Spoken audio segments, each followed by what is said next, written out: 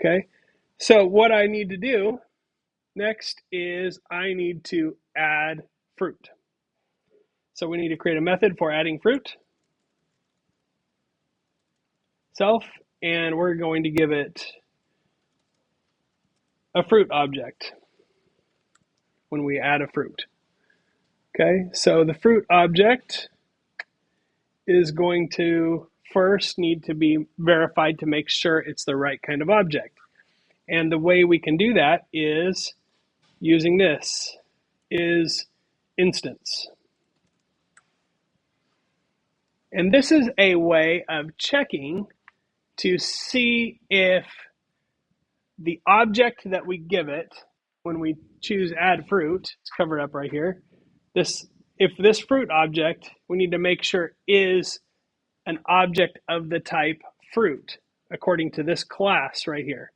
So what we're going to do is we're going to say if is instant object fruit is part of the fruit class, meaning does that conform to the fruit class? So we only want to add fruit to the fruit stand if it's an actual fruit. Then we're going to say self.lifruit.append, and we're going to append the object that we gave it.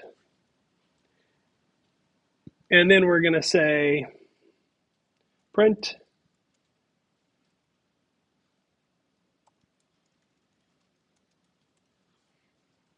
okay. Now, what I can do here is I can say new fruit added here.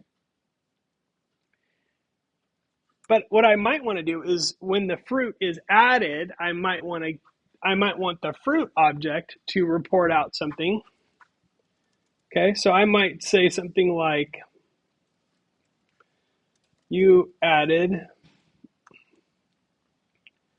self dot int quantity and then self dot int name to the stand. Okay, so there's that.